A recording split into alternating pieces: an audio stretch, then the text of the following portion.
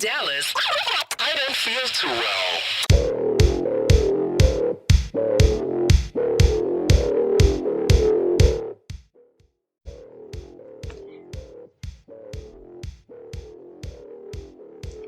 Hi everyone, Fina here. Welcome to my second episode of Dictate, Dissect, and Discuss. In this episode, we're going to be highlighting and notating Eugene v. Debs' speech at Canton, Ohio, circa October 1900.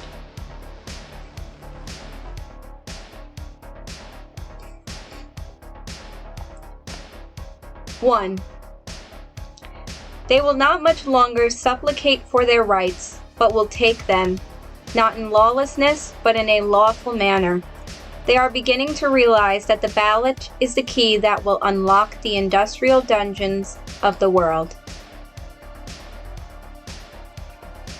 At the start, Debs clearly states his hopes for the American public to use industrial power in both labor and voting.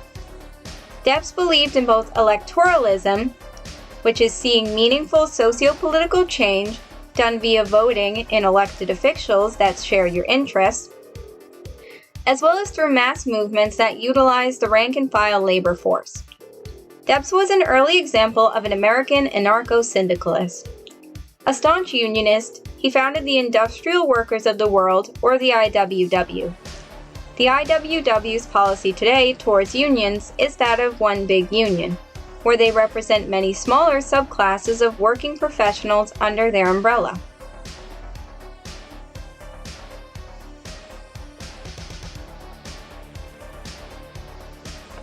Two, the man who works by permission, tires by permission, for man cannot live without work. This man is simply an industrial slave. Industrial slavery, wage slavery. Everywhere man is not free, he is in chains. It is functionally apparent to everyone that you need to participate in the global economy somehow, either on your own or through someone else. You cannot simply leave your job and go find another one, because job mobility is not so high, and there is no grace period for paying bills, not to mention people are being locked out of job markets now like crazy. This can be due to age. Capital only wants hot young tech wizards running the game, or educational. Either spend thousands of dollars out of your own pocket or throw yourself into debt if you want to keep your job. Or perhaps you can't even get one because entry-level jobs require master's degrees. Debs knew we were slaves to the dollar in 1900, over 100 years ago. His solution? Organize, unionize, and demand more.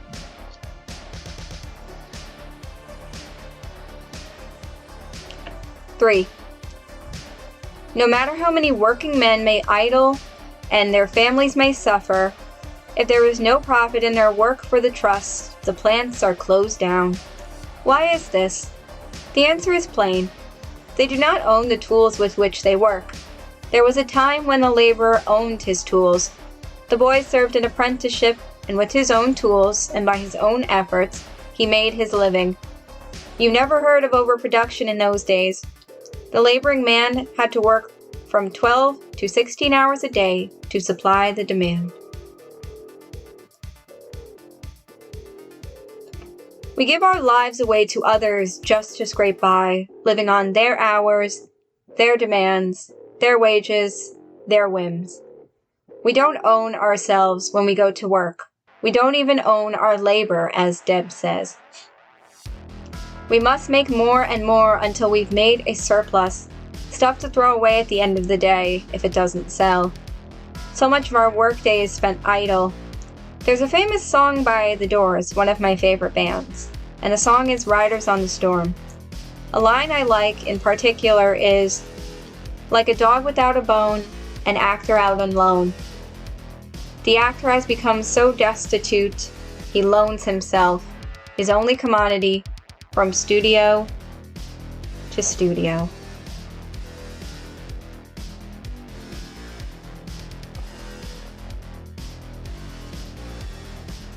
4. 50 years ago, there were no tramps, neither was any millionaire or multimillionaire. The small laborer became the capitalist, and the wage earner became the laborer, and this was the destruction of class.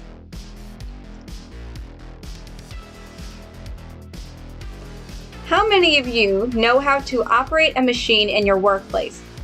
Like a computer, a stove, a sewing machine, a phone, a car, etc. What would happen if one day you said to yourself, "Forget this gig. I could just use this piece of technology to make my own money while on the clock, or even off the clock. Who says I need to give my money to my boss at the end of the day? It goes to them automatically, but they won't give me a fair share. I'll make my own money on my own time." Like Debs mentioned in the previous paragraph, you don't own your own tools, and you can only use them to make money for your overseers. This lack of power makes you poorer by comparison. You don't have that extra liberty. Ergo, a big wealth gap forms.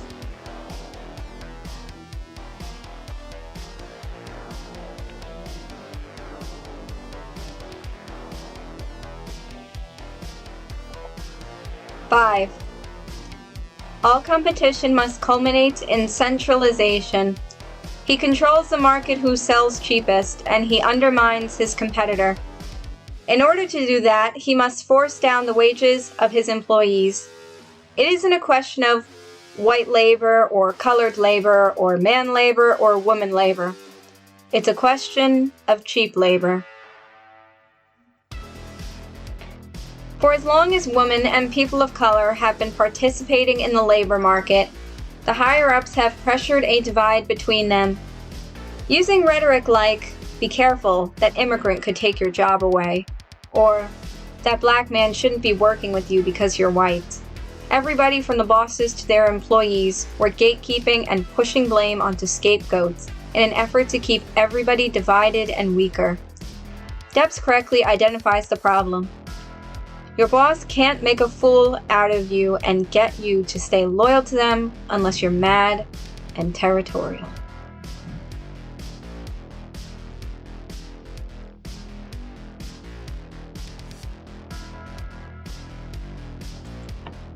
Six, some say, take selfishness away from the world. I say, give us the proper form of government, and there will be no selfishness. I just want to offer a quick quip here. We are not born selfish, nor do we thrive in selfishness. Our material conditions dictate that we can be selfish, and some of us are out of the need for survival. However, some of us, even when faced with the opportunity to be selfish continuously, do not become or continue to be selfish. Instead, we cooperate and create. 7. In this competition of business, the middle class is being forced down into that of the laboring man. The capitalistic class is growing smaller, more condensed. The laboring class is growing larger. Even during Debs's days, the middle class was fading out of existence. I wonder if it ever existed, or if the workers in that category just wanted to feel like they were better at holding their heads above water. Nevertheless, centralization of power is only an inevitability.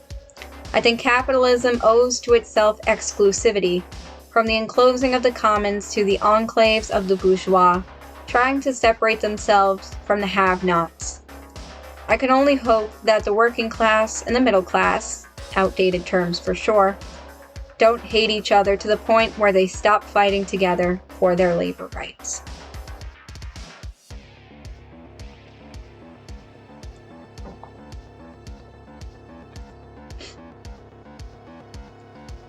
Eight, there is no overproduction. Give all the people all the shoes, hats, and clothing they can use, and there won't be enough to go around. The trouble is, the laboring man has not earned enough to buy to suit his needs. For that reason, we have no home market. We go abroad for our markets. If there was no chance of a market in the Philippines, there wouldn't be any soldiers in those islands today, nor would there have been any British in the Transvaal. Remember last episode when we highlighted how the US commands insurgencies and coups in order to make money? Well, Debs realized that too. I think many people who are complaining that immigrants and black people are taking their jobs away also complain that all their personal jobs are offshoring and leaving them with an ultimatum. Either come with us or get kicked. Taken to a lesser extreme, it could be, why is that money going to offshore workers and not me? It's an inherent act of selfishness that regards the foreign worker as less, as if they are not people with material needs as well. I find that idea to be troubling. Debs claims we do not overproduce, and in his time that might have been true. If you give every person every product, then there will be no overproduction because everyone will have a good to use. But now, I hesitate to say we don't overproduce when stores throw away produce at the end of the day into dumpsters and then cover them in bleach so homeless people can't eat them.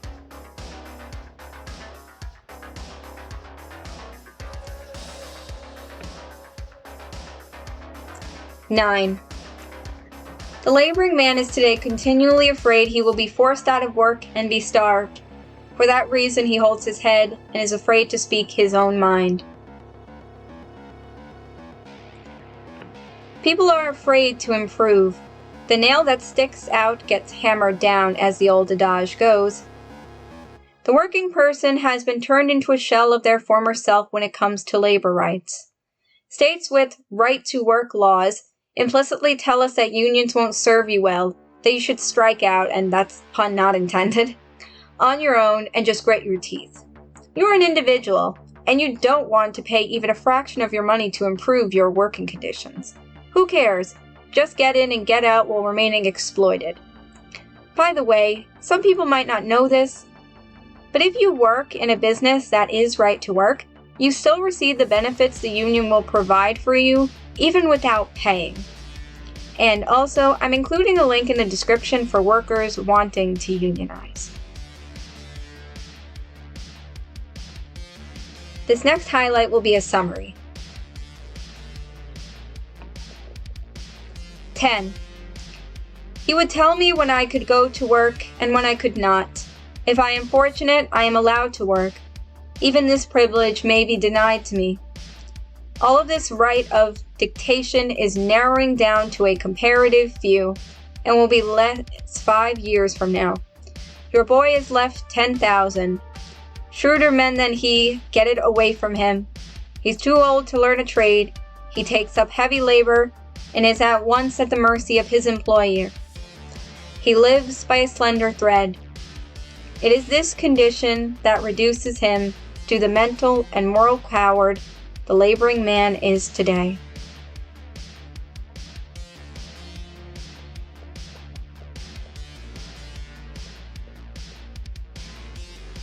(11) But if the 850,000 men who run these railroads cease work, every man, woman, and child in the country would know it. The purpose of a general strike is to paralyze services by taking a worker's labor in a show of power and solidarity. Great masses of people make this world run, and without them, there are no planes, no trains, and no automobiles. By showing corporate that you have the power to switch the world's circuit breaker on and off, you prove just how much the boss needs you and not the other way around.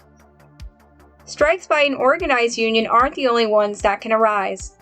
Wildcat strikes, strikes done on impulse or by non-union workers, also serve the same ends.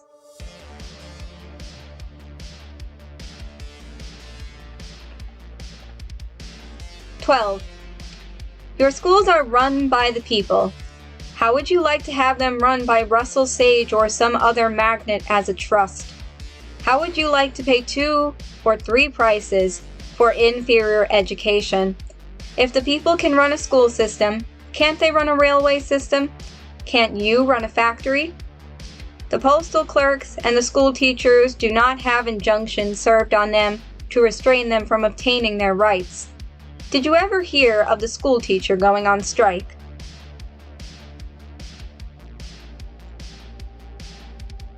I need to highlight this section because Debs predicted charter schools run by magnates who probably don't give a hoot about your education and teachers being some of the biggest union members of the collective strike force in America. Not to mention the postal workers who in recent years came together to save the USPS. How the times change, huh? Nowadays, we see charter schools jacking up the price of education and offering mediocre outcomes. Debs also touches on worker control of everyday locations like a railway, school, and factory. The question has always been, if we can work it, why not manage it? And the answer has always been an implicit, well, there are leaders and followers, workers and managers. And I find that funny because that implies the managers don't work. But horizontal co-ops and organizing structures prove that this isn't the case.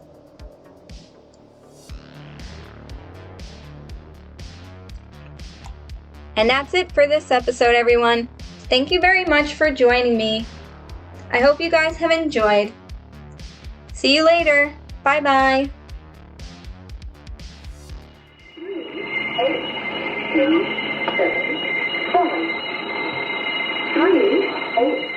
2, 7, 7.